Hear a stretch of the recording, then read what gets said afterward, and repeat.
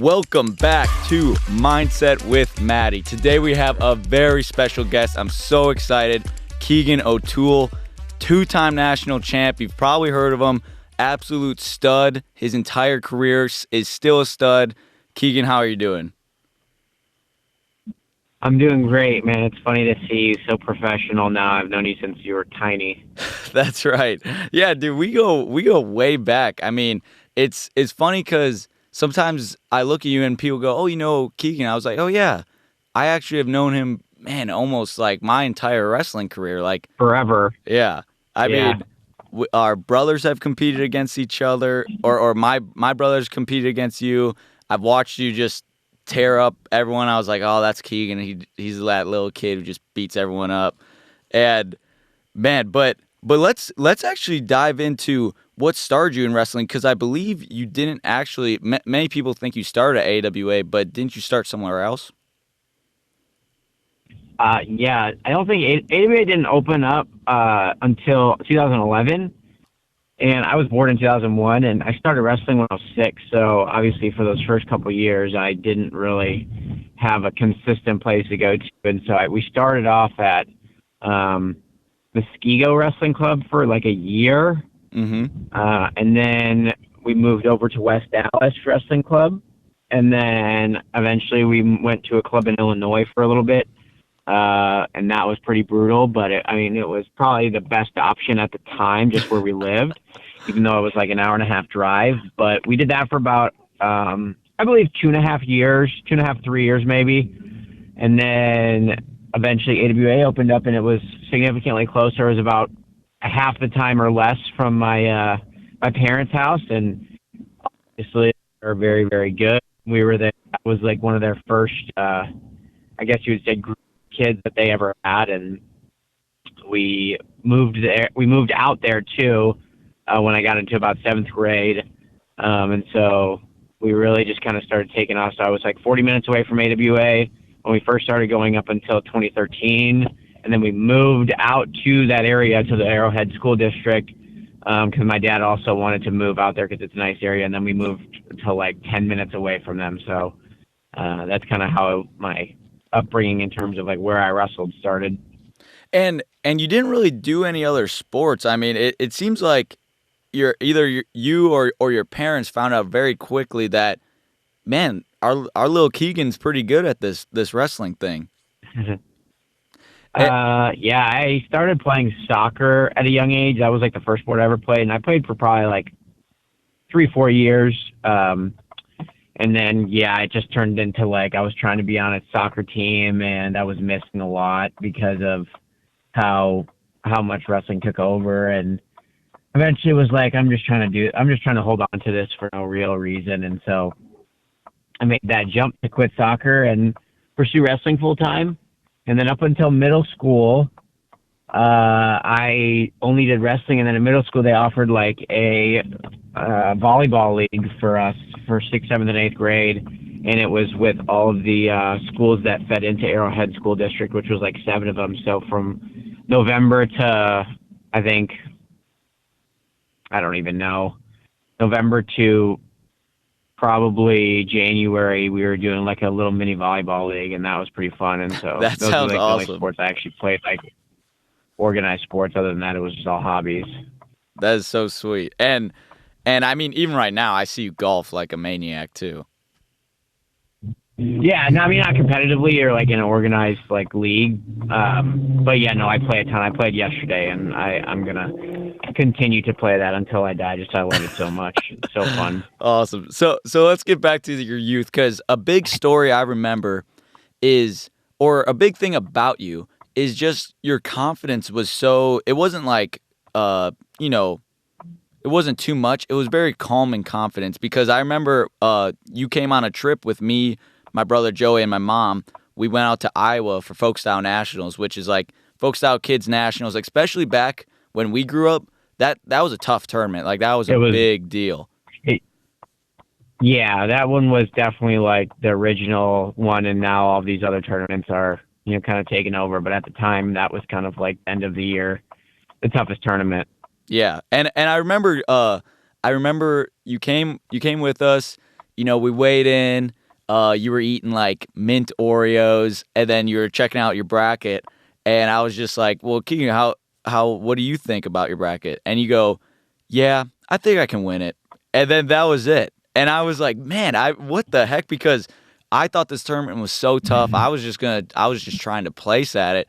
And you just like calmly said, yeah, I can win it. You're off by yourself. Your parents didn't even come.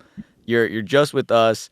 And just where that confidence kind of kick in, was it already based off your training or just you as a person?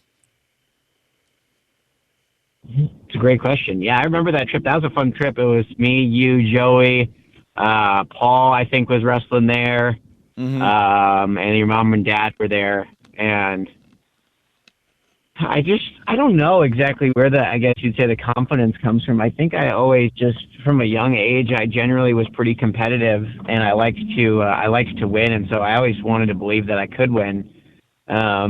I think part of me also just would like say it out loud, even if I didn't believe it a little bit, just to like try to convince myself. And that's a little bit of sports psychology. And from a young age I didn't really know what it was, but I think I just was somewhat intelligent, from a young age about, knowing that where I was good and how to win wrestling matches. And, obviously I wanted to win. I think I struggled with a lot of other, tough mental aspects of the sport, but at the same time, who doesn't? It's wrestling. It's one of the hardest sports ever. Exactly. But I think it was just from a young age. I really was just pretty competitive, and I like to win. And even if I didn't believe it at that time, I would just say it out loud to almost try to trick myself to believe I could win. Mm-hmm. And so you had a great youth career. I mean, you killed it at youth state and everything. And then when you were around 8th grade, I believe you got held back, correct? Yep. Yeah, 8th grade you got held back, and then... Yeah, I was in 7th grade. Yeah, or 7th grade. And then, so there was a year right before high school, you were like, oh, I'm not even going to do youth state. And I was kind of like, yeah, because that makes sense because I feel like you could have won high school state this year. And did you kind of have that goal in your head already that, those goals of, oh, I could be a 4-time state champ in high school? Yeah, it was a pretty big stepping stone. And I feel like it was something that I really wanted to do right away. When I got held back, it was 7th grade, and then we switched at semester, and I finished out the grade below, so 6th grade. I was so small as a little kid. I didn't really hit puberty until pretty late, and so and my birthday was late, so if I would have been a freshman when I was in 8th grade, and I did get held back, I would have been so tiny. And I'm glad that my parents did that, because now I'm a little bit older, but a lot of people that I went to school with, their birthdays were in the summer, and they were turning, the same age as me. I just happened to turn it like right at the end of the school year, and they were turning that age like in the summer. And so it was like really good for my development, both physically and mentally. Because I think my brother, he was a super late birthday in the summer, and they started him early. And I think my parents were like, maybe we should have let him, have another year. And so I think they wanted to do that with me. But yeah, being a 4-time state champ, it was definitely something that was like, growing up, not wrestling, but watching the state tournament on TV, or I went a couple times, and I just remember wrestling at the Kohl Center was so fun, and I was like, man, I would love to just win every match in this place. And I always dreamed of getting a standing ovation, standing ovation that you get when you're a 4-timer. And it's a bit results oriented, but I think setting that goal was a beginning to trying to do something great within the sport of wrestling. And I wanted to ask you about this because I'm part of that club as well. And when I was in 8th grade, there was just so many people saying to me, they're like, "Oh, you're going to be the next 4-timer." And to me, I didn't really even think about that. I didn't really watch high school wrestling until my brother was in it, so I didn't really think that was a goal of mine. I thought, oh, no, I definitely want to win state. Like, I want to be a state champ. But I didn't really think about doing it 4 times. But did you kind of have those people who were giving you that self-confidence, almost making those goals for you, where they would say something like that, like, oh, you're going to be a 4-timer. And you're like, oh, I guess I could, yeah. Definitely. My parents, obviously, they're very supportive of my goals.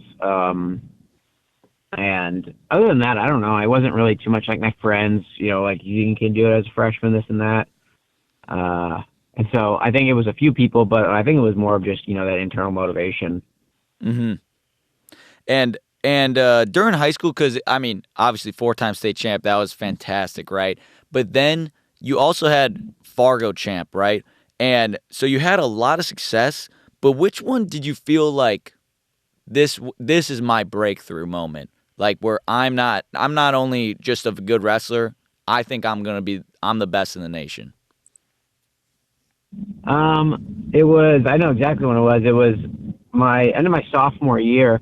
I was just kind of struggling with, kind of getting to that, the cusp of like doing something pretty great. And then I would always just fall short. And I don't think it was lack of ability, from a technical aspect or a physical aspect. It was more of my mind was kind of holding myself back when things would start to get a little bit difficult. And I would almost like, I don't want to say give up in a way, but it was always like I could never really push through and win when things got pretty tough, or it was like the semifinals at Fargo or the quarterfinals or UWW semifinals. I would always just come up a bit short. Mm-hmm. And I remember Ben sat down and talked to me after the U16 or the U17s. At the time, it was the UWW cadets, and he was like, "Winning is really hard." And it requires a belief in yourself that you kind of have to make that decision. But some people are really afraid to take that leap of being like an amazing competitor, an amazing athlete.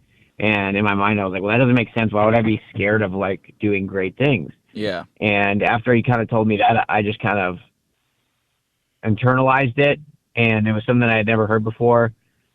And I go to junior duels, and something must have just clicked because junior duels, I won like 8 matches in a row. I rattled off wins over Ironman champ, Fargo champ, Super 32 placers, and then I ended up going to Fargo and winning Fargo, and then went to Who's Number One, and I ended up being in a 4-man bracket. I won my first one, lost my second match, and then we went to Super 32, and I ended up winning Super 32. So it was like that was like definitely a moment where I like kind of just had like a breakthrough. That's so awesome. And I feel like, I mean, both the Askren brothers, because you just mentioned Ben Askren, and they are so good at almost, they don't even need to give you a whole pep talk. It's almost like a pep sentence. Like they give you one thing, and it's kind of like a open-ended statement where it's not even like you need to respond. It's like you just need to think about it, like you said, internally. Yep. Because I've had a similar thing because you went to Ben a lot, but a lot of people don't know, like they have different locations, right? So Ben's is kind of near, like you said, Arrowhead, and then Max is near Mequon. I had a similar conversation with Max when I was starting my college career, and I was just kind of telling, like maybe I was complaining or something about this and that, and then he just started. He asked me one question. He goes, well, how often are you thinking about wrestling? And I was like, that's a weird question. I was like daily? And he said, yeah. So I thought, well, I have practice.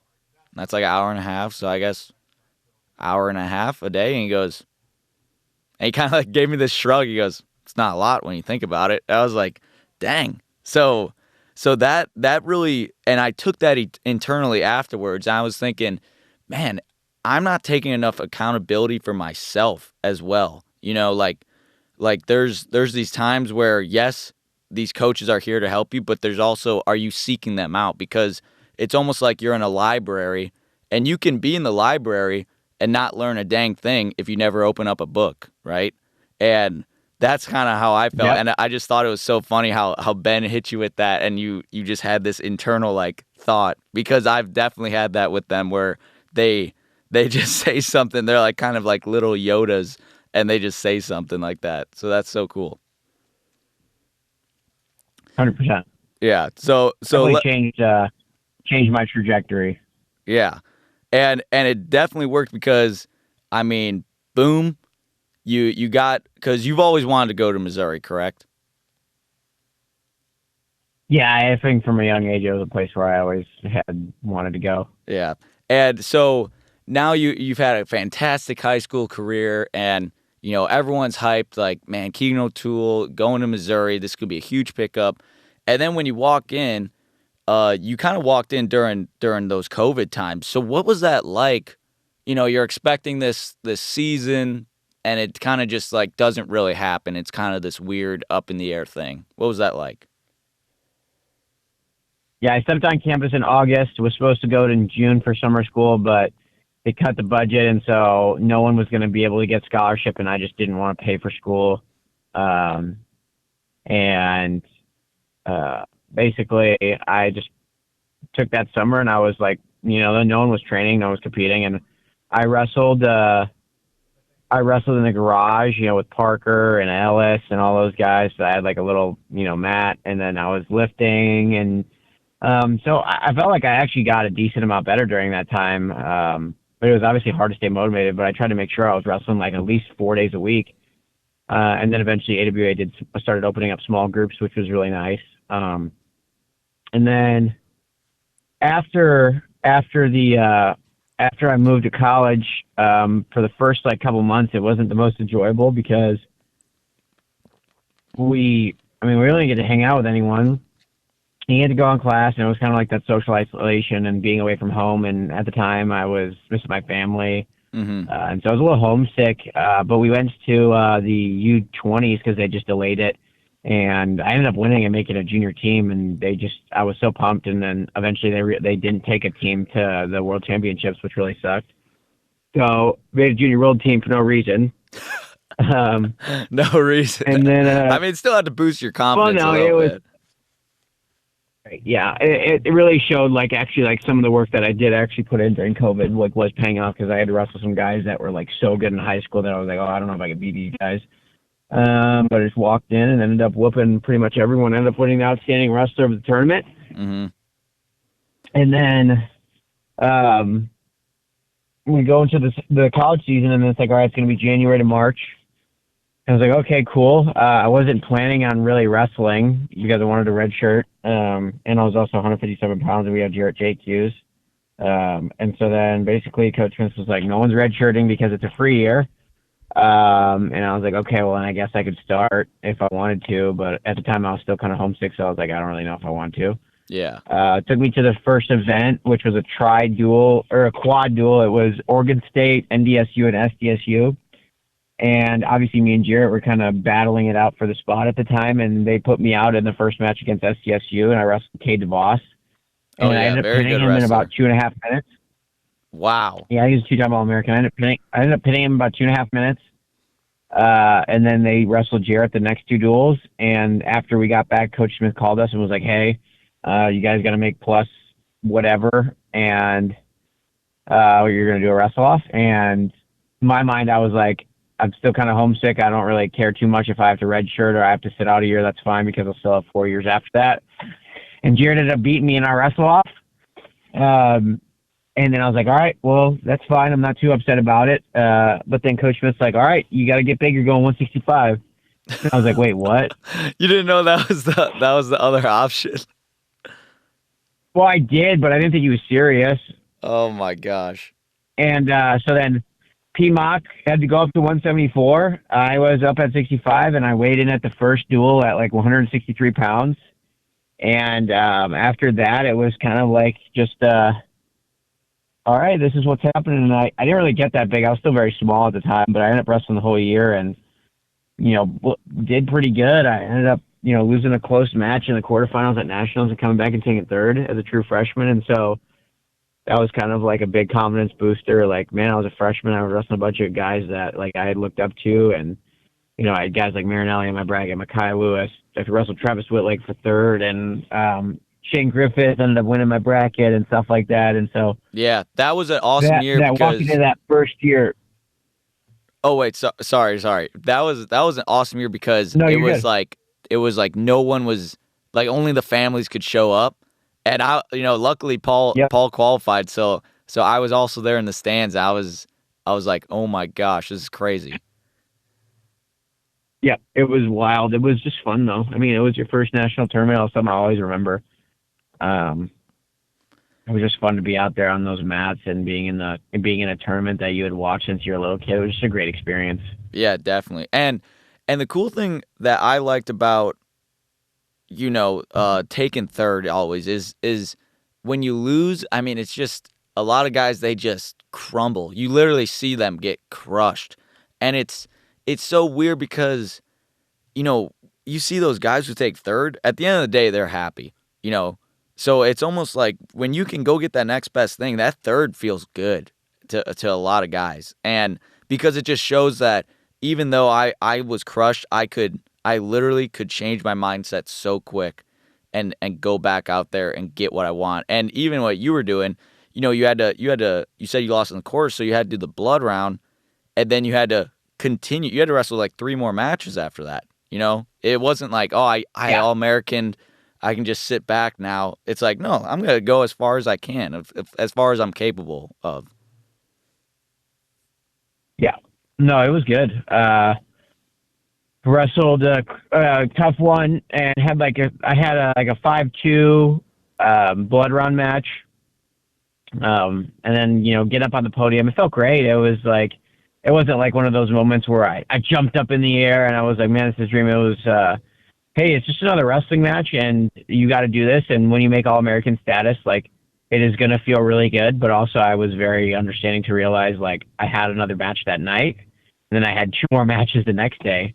And so I was like, hey, high five, congrats, like, let's go. And then I had, like, maybe another, it was a quick turn, like 20, 25 minutes before I was wrestling Anthony Valencia, in that Cons quarters match. And so had to bounce right back. But at the end of the tournament, I was very proud of the ability to handle setback and come back, because I just have realized throughout wrestling, like, man, you fail way more than you succeed.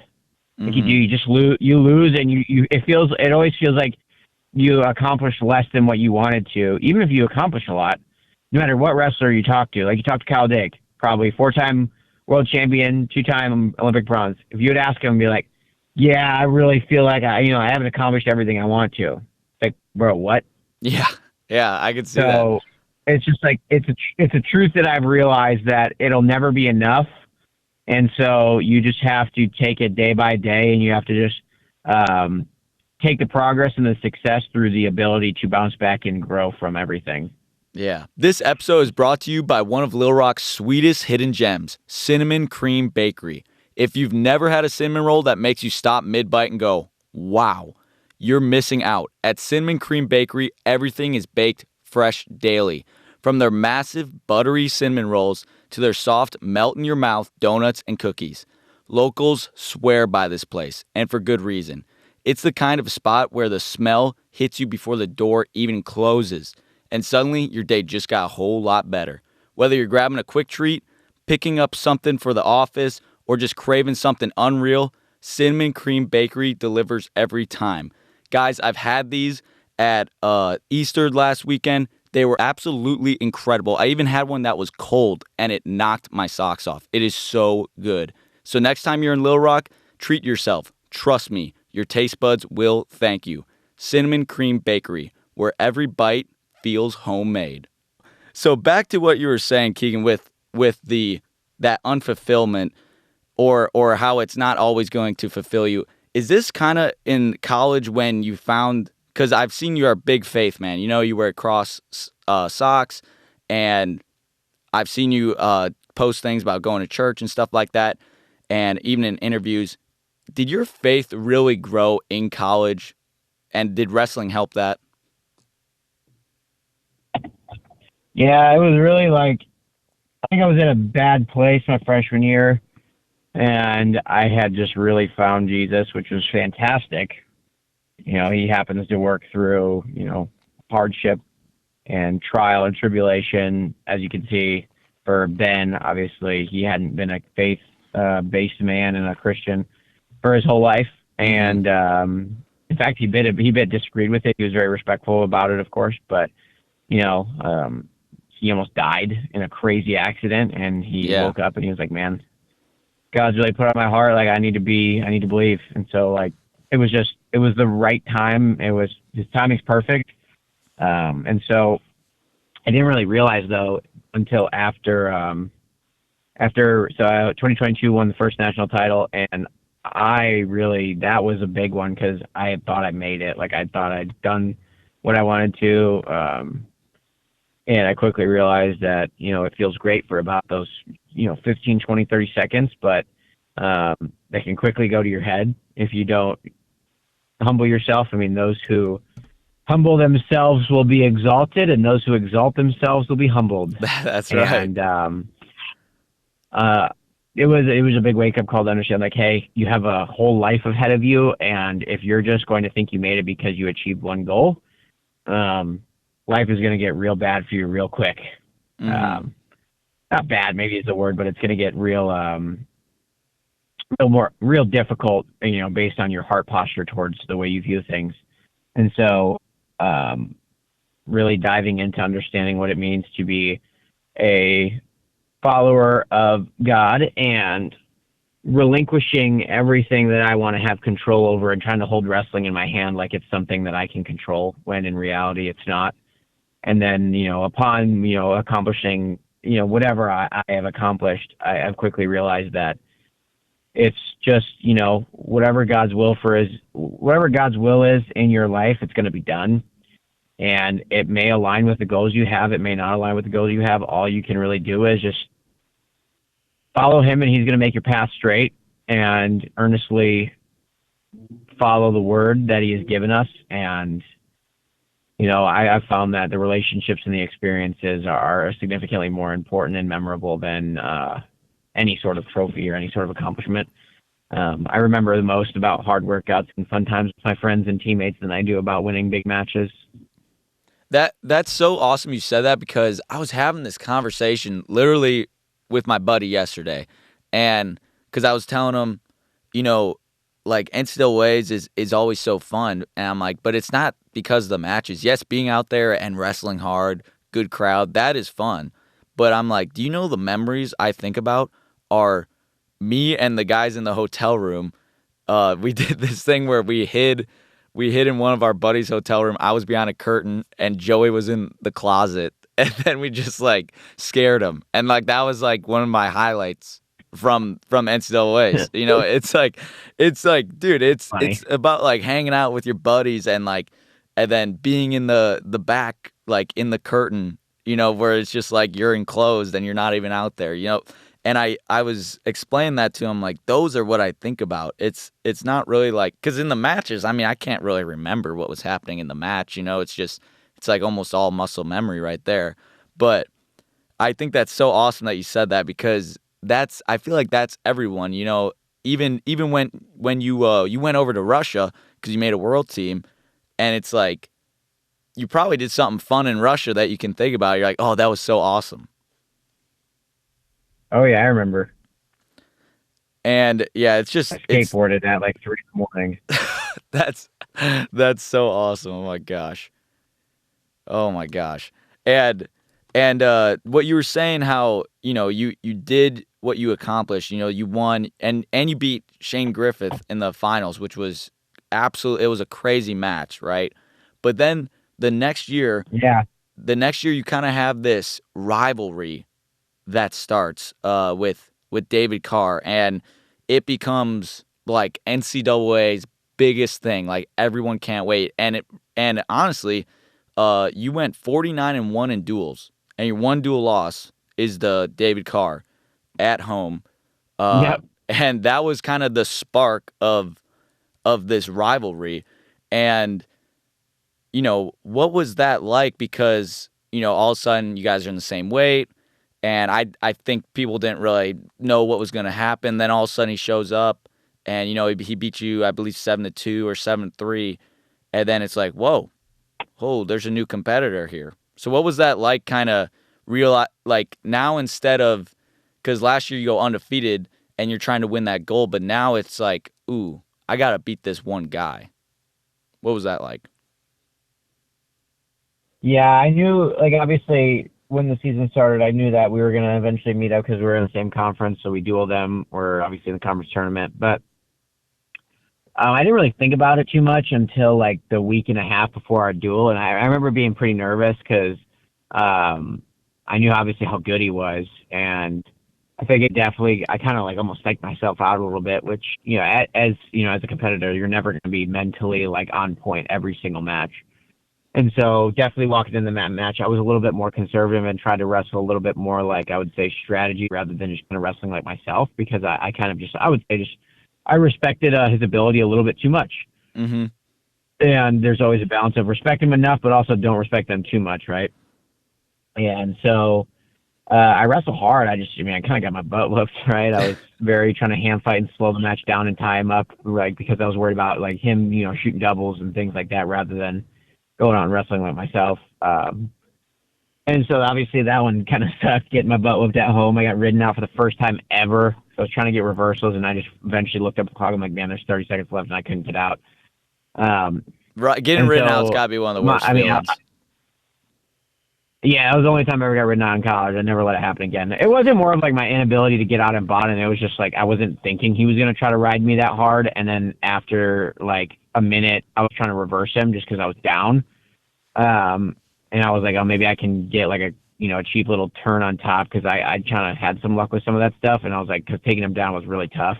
Yeah. I got one takedown on him, but I had a bunch of points to make up. So I think, I got a little lazy there. I got ridden out, and I was like, all right, well, that's never going to happen again. And so it really just set up a really good foundation for how to get better. And it was like wrestling really high-level guys. Like, you can't just be letting them get in so easy on you. And that kind of was my memo is I would obviously pin a lot of guys in cradles just from them shooting on me. And I realized a guy that good, he's not going to fall into the trap. He's going to stay very solid. And even if he takes a stalemate, that's a win for him. And I still don't get any score out of it. So I really had to work on my baseline defense, and obviously, I just started doing bottom every day because I'm like, I don't care if no one else can ride me, but like, I don't deserve to not have to work bottom every day because I got ridden. Yeah, that's the truth. So I did, and obviously we wrestled at Big 12s, and it was a much better match. I felt like I wrestled at a very high pace. I was shooting a lot. I got on a couple shots. There was a controversial takedown call, and ultimately, I got out on bottom. I ended up getting taken down in overtime in like a minute and a half long scramble, and I got pinned in overtime just because I was like, I could bail on it or I could try to roll it through on a cradle. And I'm like, well, if I bail, I'm getting taken down either way. So yeah, you're like, I'll just take the stuff. pin. I'm already gonna probably give up. Oh yeah, it was like, all right, if he's got a cradle, do I bail and just like let him take me down and match over, or do I like try to get him to try to put me to my back and maybe I can roll through? Yeah. So I knew I was closing the gap, and I knew that a lot of it was my mental, like, fortitude and ability to just, understand that, like, I can wrestle high-level guys, and I can still wrestle like myself. I just have to be a little bit more stingy with defense and hand fighting. Mm-hmm. And so going into nationals, I wasn't too worried, honestly. I don't remember ever being like, oh, man, I lost this guy twice. I just remember, like, no, like, the second match was in overtime. Like, it literally could have went your way. But we got one match at a time, and it was a loaded bracket. I mean, I had some pretty tough matches. And obviously my side of the bracket ended up being kind of a lot easier than his, which was weird because he was the 1 seed. Usually it's reverse. He had to wrestle Shane Griffith in the quarters, and I remember that. Yeah, that was crazy. Yeah. I mean, it surprised me because, I thought he had a way more difficult side, but the guys that I wrestled actually outplaced a few of them, and so it was like, oh, it's a wash. But he definitely earned that number 1 seed, obviously, and ended up wrestling in the finals. And I just remember the whistle blew, and I'm like, man, I feel free. I'm not bound by anything. I don't have anything to hold on to. Like, this guy's already kind of whooped me a little bit, and just go try to just make something happen, man. Go try to make it memorable. And I remember right when the whistle blew, he backed up, he started doing his little footwork thing, and I'm like, all right, I'm just gonna get in his face, and I'm gonna like try to hit him as hard as I can legally. And I remember I threw a jab at his shoulder as hard as I could, and I was like, just try to set the tone. And I'm like, I'm gonna put you on your heels, and I'm gonna make you work for this. And I ended up getting a takedown at the end of the first period, and riding him out. And I ended up getting a takedown again in a scramble in the third period, and get back points too. Yeah, that was crazy. It was just a memorable match, and I think it was just something that, like, that's a success right there. Not even in the winning of the match, but it was more of not the winning of the match. It was the more of like from February like 15th to March 20, whatever, when we wrestled. I think that's when we wrestled.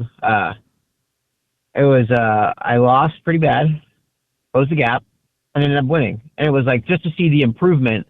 It was like that was a success. That was it. Like even from the duel to Big 12, I lost both matches. It was like, no, I made an improvement. Like Kobe Bryant said, he's like, I don't treat wins and losses as success or failures. Like all I treat as failures if I don't go back and try to get better from, what happened the previous game, whether I won or lost. If I'm content and I don't try to get better, that's a failure. And I'm like, man, it's really, really smart, because then you kind of take the pressure out of winning and losing, and you just take the ability to grow from a physical, mental, spiritual, or technical standpoint. Yeah, I mean that is so great, because a lot of people would think, man, I lost again. But you said, no, look how much closer I got. Last time he took me down, and he scored all these points, and this time it was in overtime, and it's like, oh, I'm getting closer. Even though, it ended in a pin though. But it's like, yeah, but it was overtime. Like it's different. It's not like he pinned me first period or second period after he was whooping me. It's like it was literally right there. Yeah, and to go into nationals, I mean, I was just gonna say that in your finals match, you literally looked so relaxed and just like so, like you said, free. You were just forward, attack, and I'm like, man, he looks great. Like, and it almost, I want to say almost fearless, because you had no pressure on you. This guy's beaten you twice. Like, why should I have the pressure? He's supposed to win. Everyone in the crowd thinks he's going to win. He's beaten me twice now. And to also beat someone 3 times is difficult, who it's going to be a tough one every time. But, I mean, the ability to flip that script was just so awesome. It was just so awesome to see, and I think earlier in that year too, you even had earlier in that year you had injuries or something, like where you were off the mat for a little bit. Because I remember we were all in a group chat or something, and it was like a New Year's Eve video or something. And you were like, yeah. Oh yeah, and I got in trouble, man. I drank a little too much on New Year's Eve, and it was, that was bad. That was hilarious, because you were like, that was a low point. Yeah, because we were all laughing, because we were like, oh, it's just a joke, man. Like, it was just New Year's, you were having fun. And then you're like, no, I need to lock in. And like that was so funny to me, because I was like, man, he was dead serious, because we were all joking with him, and he actually locked in and got his that was bad. got his act together. But I thought, oh my gosh, that was absolutely hilarious. And so, man, you're a 2-time national champ. And I mean, I don't know if you were thinking this, but I was thinking this, because I knew you had the 5 years. And like technically that third one, it didn't count against your eligibility. So I was like, oh my gosh, Keegan's on track to be a 4-time national champ. Like that's the thought I had. Is that a thought you ever had? No, I had that thought for sure. Yeah, and I was like, I don't think people realize, because I feel like no one was saying anything. I'm like, do people not realize this dude's on track to do this? Like, oh my gosh. And he already showed like he can get through adversity and stuff. So I mean, I thought it was awesome. And then the next year, I mean, so the next year you're in the semis, and again, who is it? It's David Carr. I mean, this was also another crazy match. Like, you guys were just, it was literally back and forth. Yeah. It was almost like you did the reverse, right? So, because then you beat him again. And then I beat him at Big 12s, and then he beat me at Nationals, yeah. Yeah, and it was almost like, I think it was, to me, I was like, oh, he's got his number now. He knows what to do against him, knows how it goes. But then, then the script was absolutely flipped, and you're like, oh, shoot. But the thing I loved about this, again, was you lost in the semis, and you're like, oh, my gosh, I was trying to go be a 3-timer. But then instead of, just being like, or using an excuse like, oh, I'm hurt, I'm just going to forfeit out, take 6th, you're like, no. You came back and you wrestled 2 more matches, and you end up taking 3rd. So what was that like, where you don't get what you want, where you kind of expected to go out, get this, and you got to get the next best thing. What was kind of that mindset and transition? Yeah, that was a good year, man. I was wrestling pretty well.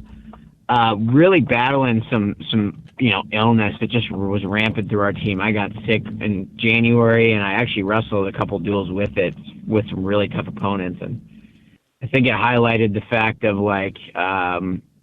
I just wasn't very.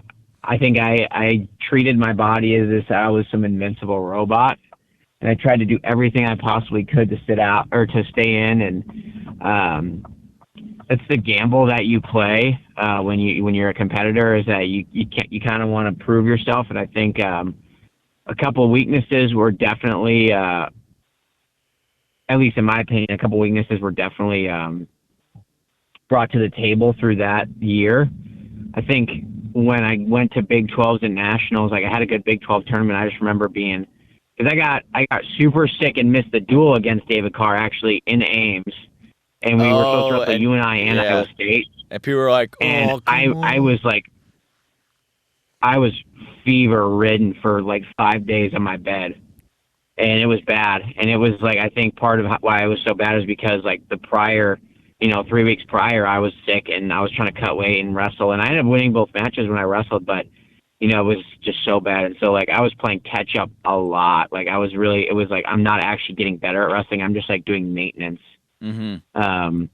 And so going into the Big 12 tournament, I wrestled really hard, ended up beating him in it was a tight match. I got a takedown, and then we got in a scramble in the third period. And if he would have took me down, he would have taken the lead, but I ended up getting a takedown.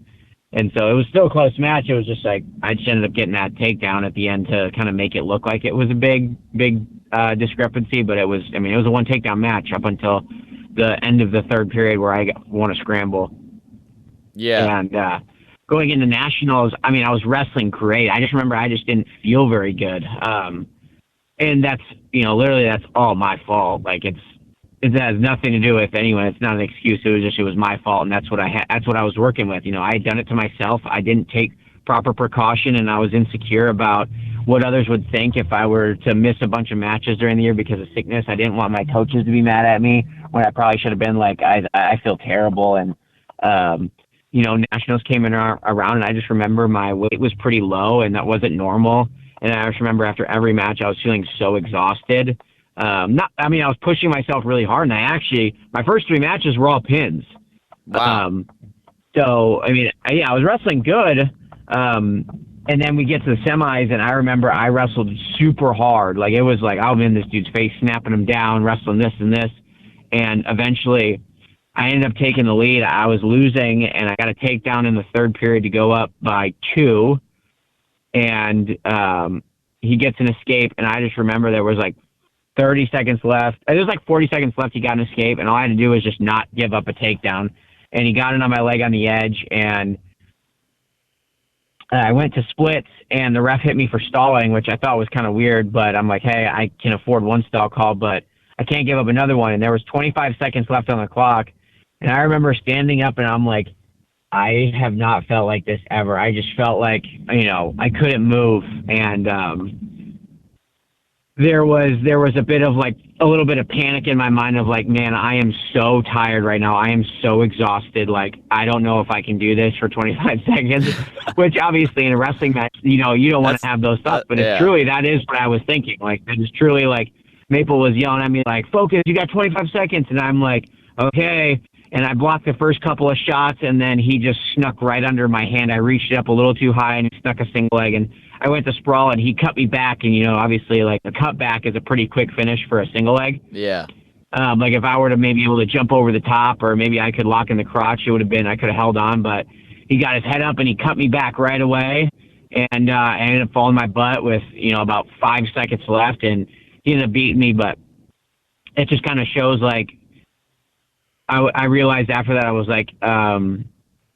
I really didn't do a good job of managing myself, at the end of the year from that, end of January all the way up until March. And I was playing a lot of catch up. So I didn't give myself an opportunity to keep my shape or improve it and also get better at wrestling. It was I would literally do 45-minute practices and for a while, and it would just be then drill this, go rest. And so that kind of just fell upon me. And, mentally I wasn't strong enough to, endure that 25 seconds, which sounds kind of like a big baby, but, and he was able to keep his focus. And that's ultimately, I lost that match. And I was so devastated, obviously, for a little bit, but I walked off the mat, and I've only known like my whole life, though, to be like, all right, well, what do I got to do now? And it was like, okay, make weight. Weight was good. Wake up in the morning. I'm not losing again, right? It was in my mind. I was like, I'm going to die before I want to finish out this tournament strong and, come back. And so ended up getting a tech fall and then ended up winning a good match against Iowa. I put up 3 takedowns in the first period. And then again, kind of hit a wall, and I was like, crap. And the match ended up being kind of close at the end. And I popped my knee, which really sucked. But after the tournament, I remember I went back and I cried for, 4 or 5 minutes, just because I was sad about, the result. But at the same time, I was pretty proud of myself. The only bad thing about that was the Olympic trials were like a month later, and I had popped my knee in my third place match, literally in the last minute of the match. That's always how it goes, dude. And I was qualified for the Olympic trials too, and I remember trying to train for it, and my knee, I could have wrestled, but it would have been not very good, and I definitely think I would have re-hurt it pretty bad. And so leading up to the tournament, I took like a few days off, and then I started taping my knee and doing as much rehab as I could, but it was like 3.5 week turnaround on a fresh MCL tear is not the best. And Maple was on it ultimately like, hey, like, I know you want to, but I can't let you go. Like, I can't. You told me yourself you think you're going to get hurt again if you wrestle, and you're wrestling the best guys in the world. And so I was really sad about the decision, but I knew it was right for my health. And then going into my senior year, obviously, was, the focus on that summer. Yeah. I mean, and what you're saying, like, I feel like so many people kind of get in that it's not necessarily always a bad thing, but that maintenance where your body's just killing you because it's competition after competition, and yeah, sickness happens because we're a winter sport. It's like bound to happen. You're bound to get sick, and you just go in and you almost lose the focus of getting better and just kind of sometimes getting through those practices. And you're like, all I want to do is just go back to sleep. And I think some guys, I mean, I've definitely gotten it in it too as well, where I can tell like there's some practices where I was like I almost wanted to say, like, get me out of here. Like, I'm ready to walk out the door right now. Yep. And those are so hard to get through. And then it's so hard because you just don't get them back. And my senior year, I mean, this year, my goal this year, a big one was like, how can I show up to practice every day and be positive and like with a smile on my face? And it was a hard goal to do. It was like I would do good for it for a while, and then there'd be like a week where I'm like, oh, and I'm just in a bad mood, and then it'd be good for a little bit. And man, it was so hard. But when I felt like I was slacking, I'd be like, you know what, I got to be there for my teammates, because if they look over at me and they see me in a bad mood or like pouting, they're gonna think that's okay or something. Like I gotta be here for them. So that's kind of what my huge goal was this past year was just that. And I want to ask, like, your senior year, I mean, you bump up to 174, and you said 165 was getting a little tough. And what was that like bumping up? Because that's what I did this year, and I thought there was really going to be no change because I'm like, oh, I've kind of wrestled around this weight before. I wrestled my brother Joey at 65 all the time. Like, we trained together. So it's like I kind of thought it was going to be not that big of a change. And I felt like there was a little bit just in some body types, but that was kind of it. But what did you see when you made that jump?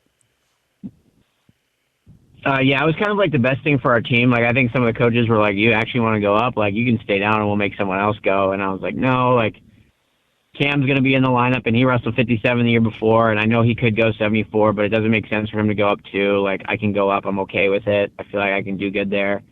And I don't know. I didn't find it very hard. Obviously, I wasn't, like, super big for the weight class, but I put on some size, and, yeah, I felt like it was fine. Wrestling up there was not anything different. I felt okay. It was just, the hard part about that senior year was, I had a pretty bad knee ACL tear pretty early on, which I had never experienced something like that extreme before. And it kind of really threw me off my game. Just I never had like a major injury, like, you know, an MCL tear, you know, that's like 4 to 6 weeks. Yeah. Right. Maybe if it's a bad one, maybe 8 weeks. You don't need surgery really. LCL, same thing, not really that bad. But an ACL, right? It's almost like that's like, you know, That's stuff like that the puts you big out like for a whole year. uh-oh. You know? Yeah. Yeah, because I remember seeing you with that huge brace, and I was like, man, did he do something like that? That just looks annoying to be wrestling with. Oh yeah, and so like that was pretty early on. That was like in December, you know. But I mean, I competed hard. Like I wrestled Levi Haynes the match after I tore it at when we were actually I was by you guys in where were we at? It was the duels down in Nashville. Oh yeah. And obviously we wrestled Little Rock first, and he was fine. And then we wrestled Binghamton after that, and I had like kind of popped it, and I didn't know what was wrong with it. I really didn't. And I got it looked at by our trainers, and they thought maybe you popped your calf or something. And then I popped it again, and that one I felt like, oh wow, like that really was bad. Like that I just felt like everything kind of gave out, and it felt a little loose, but not too bad. And then I went right back to wrestle Penn State later, like 2 hours later, right? And I wrestled Levi Haynes, and I had just a frickin' overtime war, and ended up beating him. And then I woke up the next day, and I was like, ooh, yeah, like this is swollen. It's hard to walk. And so I went to go get an MRI, and that was like a couple days after Christmas. And I remember our surgeon, his name was Bus Tarbox, he's the absolute goat. And he was like, yeah, you got to come into my office. And I was like, okay. And he was like, well, you have an ACL tear. And I like kind of started to tear up a little bit. But he does a really good job of like the mental side of it, knowing like, not being like, oh, I'm so sorry, dude. Like, I know this is not how you're seeing. Like, he didn't say that at all. It was more of like, if I operate on you now, your season's over, right? I don't know if that's something that you want to do. I don't know if I could qualify for medical redshirt. I didn't know. Yeah, because you're kind of far in the frankly, I season. didn't want to.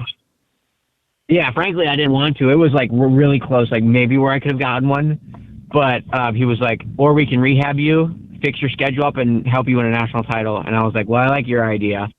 And so right after that, it was ultimately, it was just like, okay, rehab. I went into wrestling practice that day, and I had a brace on, and literally first thing Coach Smith said to me was, he brought up some football player, and the first thing he said to me, he was like, you're going to make a really great banquet story this year. Oh, that's cool. And I was like, okay. So he's one of the best. He's just so amazing. Like, he just knows like where sports psychology is, and he's been around the block for so long, and he knows exactly how to say the right thing at the right time. Obviously, he's not perfect by any means, but he always did a really good job. And that was the first thing he said to me. And I was like, okay, well, like, you believe in me. That's all I need. Yeah. Because I was obviously doubting myself a lot. I was like, I don't know if I can freaking do this. I've never had an injury like this. I see this in football all the time, and they're out for a year. Like, they're literally out for 12 months. Yeah, and it's like, and like when they come back, it might not even be the same. Yeah, and so I was like, okay, like whatever, I'm gonna go through it. So I practiced, every single day. I just was very controlled. I really just worked a lot on top because I was like, that was the only thing that didn't really hurt. I was like, I'm not going bottom unless I absolutely have to, because that really hurt. Because I couldn't sit back on my shoes. I couldn't really turn and post up. And obviously there was tons of swelling, and so like bending my knee was like not an option. Like I could barely go down to 90 degrees. Mm-hmm. And so then rehabbed it, and then sat out for all of January and like half of February. And then ended up wrestling at our senior night, Iowa State, and I was very nervous for that, but I ended up getting a pin in that match. And then we go to the Big 12 tournament, and obviously, like, my first match, man, that was brutal. I did not feel very good. Just like I got tired. I was like, man, I hadn't competed like, in a month and a half. Like, it was more of just like the mental aspect. I was in shape. And so after that, I felt fine. I wrestled in NDSU, and I just got really tired, and ended up winning by major decision, and then go into wrestle like number 7, 8 guy in the country. Or no, sorry. I ended up wrestling Iowa State, their starter, because they didn't start their starter against me in the duel. Ended up getting a tech fall in the first period in a minute and a half. Holy cats! I got one take. That's crazy. I got one takedown in 3 turns. I got one takedown in about 20 seconds, and I got 3 turns in a minute. It was crazy. That's I was like, all right, we're rolling. And then in the semis, I was wrestling Oklahoma, who was like top 12 at the time, and I ended up getting a major decision. And I'm wrestling Dean Hamady, who eventually beat me in the national finals. And I was like, well, I haven't wrestled, I've wrestled this guy before, and he's really good. Like, I know he's really good. He's got some crazy length. I mean, I saw it all year. He would do this ear snap with the head and then reach for your far ankle, and he just had the length to do it. And he did it against so many guys that last year. It was crazy. Yeah, he's just a very good wrestler. Like, he uses his body well, he moves well, and me and him had a battle before. And we were also at the same weight class for a while. I just, he always just came up a little bit short at nationals. And so then we wrestled the finals, and he took me down in the end of the second period, and he took me down with like 15 seconds left, so I didn't get up. And then in the third period, I got it on a shot, and I couldn't shoot very well, right? So like all my shots I felt like weren't very good. Mm-hmm. And I literally just pulled his head down and dove in on a straight on low double, and I ended up getting a single leg, and I pick it up. And that is the most difficult person to take down in a single leg in the air because he's so long and he's so flexible, and he has the best balance I've ever felt. Oh my God. And so I ended up holding it up there for like 30 seconds. I finally tripped him down, takedown, and he almost got an escape on me, and we ended up going to overtime, and I shot it again, and I ended up just scrambling to get a takedown. So I won in overtime at Big 12, and so I earned myself the 1 seed, and Hamady and Haynes wrestled the semis, and they were all like, oh, it's going to be Keegan and Levi again. I'm like, I don't know about that, dude. Yeah, I mean, because he hit him with a dirty I wrestled both of them, pick. And I felt way more threatened by Hamady than I did Haynes in the 2 matches we wrestled. And so then I was like, I'm preparing for, Dean. Yeah. And obviously that went the way it went. I had a couple of wars on my side of the bracket. I was down by 2 takedowns in my second match against Stanford. That was crazy. Multiple where I was like, because I was a few weight classes below, but like I'd get done and kind of just, you get done, you walk back to the camp and you look at the screen. And I was like, oh no. I was like, what's going on? How is he down this much? Yeah, it's hard to sprawl on my leg. Like, I just lost all function. Like, the ability to, like, react fast is something that I researched after, too, because it was so weird. I was like, why does my leg feel so slow? Like, I can still push off it, but it feels slow. And my surgeon was telling me that you essentially lose, like, proprioception in your brain, and it's hard for your brain to send signals to your knee because, like, it's such a major internal ligament. And I was like, okay, well, that makes sense now, but it just sucked. And so got down early in that match, and I got 2 takedowns in the third period to end up winning like 10-8. And then quarterfinals, I actually wrestled the guy who started the problem with my knee. He was the guy that hurt my knee to start. And I ended up crushing him. I beat him worse in that match than I did in the duel. And so I was happy about that because I kind of was pissed off at him. Yeah. Because he's a bit of a dirty wrestler. I mean, I hate to say that, but he kind of was. He was trying to choke me. He would try to pull my toes, and that's ultimately how he hurt me. Was he pulled my toe and he threw his hips into my knee. Oh my gosh! And obviously, that's on me to protect myself. Yeah. But I knew that going into that match, and I did a much better job. And then semis, I'm wrestling Caden Voss again, who was my first college match ever, and I ended up getting in a crazy match with him. I took him down, and he took me down, and then I ended up getting riding time and winning on riding time. And then going to the finals against Hamady, and I'm like, I was like, this is going to be a battle. Like, it's literally going to be a battle. It's like, who's going to get 1 takedown? And, I got it on the leg really early, and he defended it for like a minute and a half, and I was getting so annoyed. He's so flexible there. Yeah. Especially in folk style. I mean, because it's just like you'll just get caught in the scramble, and like you can't use the edge because if you go to the edge, it's like benefiting him, and then if you stay in the middle, your arms are just getting cooked. Yeah. Yeah, and so, like, hindsight looking back on it, I learned a lot from that match. Just like, hey, like, if you're up in the air and a guy's so good there's no reason you can't put the leg back down on the mat and, like, try to finish back on the mat. And so he defended it for, like, a minute and a half, and then we got into another scramble where they gave him a takedown, and then I challenged, and it reversed because I knew it wasn't a takedown. I passed his leg. He never actually even got my other leg. Mm-hmm. And so then we go into overtime, and in my mind, the reason I lost that match was because he took the first shot. Like, in overtime at Big 12s, I took the first shot in overtime, because everyone's obviously a little worried, you know. Yeah, they're like on edge because it's just like it's sudden victory, you know. I took the first shot at Big 12s. I took the first shot. I got in, and we got in a scramble, and I ended up taking him down. He shot in on me. He got to my ankle. I don't remember ever losing a far ankle scramble in my life, but I lost that one. And he shot a low single, got to me. He pulled it out the back. I fell far ankle, and he kind of just sat through. I thought I had the advantage. He kind of sat through, and I fell. And I ended up in like a possum position, but I didn't have the leg. And I had one arm on the leg. I didn't have my hands locked. And I knew right in that position, I was like, dang, I'm gonna try to get out of it, but I know it's probably gonna put up a takedown. And you know, it was a great match. I'm not mad at it, and I did everything I could have, like, regardless of, you know, whether my knee was hurt or not. It was just a great time, and you know, he beat me fair and square. Yeah, I feel like the big thing. That's how my senior year ended. Yeah, I feel like the big thing about this though was the fact that you had the opportunity to go after it. You know, your surgeon gave you these options, right? Like your season could have been done, and you could have maybe been like, you know what, I'm a 2-time national. I could have maybe got a medical. I don't know. Yeah, or maybe you could have got a medical, or you could have just been like, you know what, I guess this is just how it ends, you know. But yeah, you fought through, and all it was is like asking for that opportunity, you know. And you and Parker lost that year, which was like, it was so.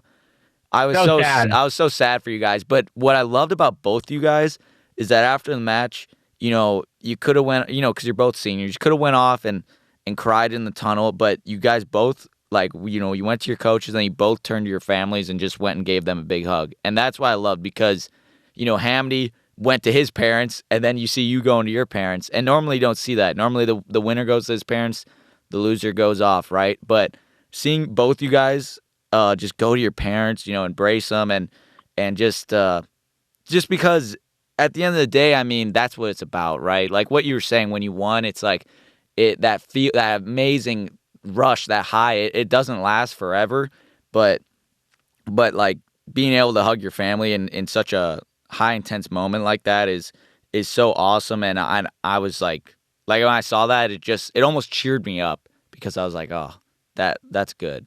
I'm glad they're in the right mindset, or that just showed so much growth, I think, because I think if you were a freshman and you took second, like most guys, they run off because they're, I wanted to win so bad. And it's understandable, but I mean, because throughout my career, I noticed that when I was wrestling, if my parents could make it, my parents or fiance, it just brought me so much more joy, because, you know, it's not as fun when you're just wrestling, you're in and you look in the crowd and like no one you know is there, kind of, you know. It means more when the people who have supported you forever are right there in the stands. You can see them, you can be grateful for them, appreciate them. And I feel like that's what you've done, like, and I saw that growth, and I saw it even with Parker. I had Parker on, and he explained that growth as well, like where the goal was, you know, was this thing, this trophy, and then it almost like became not as valuable throughout his career. And I've kind of seen that with you. And it's not that you didn't try for it. It's just you started to realize there's a lot more. And that is not the only thing that's going to fulfill me in my entire life. Yeah, 100%. But yeah, so that's kind of how we went. But any other questions? Because I got to hop on a meeting here in a few minutes. But. Yeah, no, I mean, that was basically it. I mean, dude, your career, your the way you handled yourself, the adversity, I mean, and just continuing to just get those opportunities and just wanting to compete. I mean, you're such a fiery competitor, and I loved watching you, and I'm pumped to watch you in a few weeks, dude, at the U.S. Open. I saw you're going, and I'm so psyched because you did RAF, you know, you got that first one out of the way, you haven't wrestled in a little bit, and now you're back for more. Yeah, it'll be a good time. I'm excited to go down to Vegas and coach some other guys too. Like we got the juniors wrestling, and so it'll be a fun trip. Yeah, definitely. Well, Keegan, thank you for coming on Mindset with Matty, Wrestling Niche, Wrestling Mindset. We will have the best wrestlers on here. Just had Keegan O'Toole, 2-time national champ, 5-time All-American, and it was absolutely amazing to hear his career, hear his thoughts, and hear what it takes to sometimes get to this top level. And it's not going to be easier. It never gets easier. It only gets more difficult, more harder, and just more fierce to get through these challenges. So, Keegan, thank you again for coming on. And join us next time for Mindset with Matty. We're going to continue to have great people on the podcast who just can get through these careers, can show you that wrestling mindset is not just in their career, but it's also throughout their life. So thank you again. Mindset with Matty.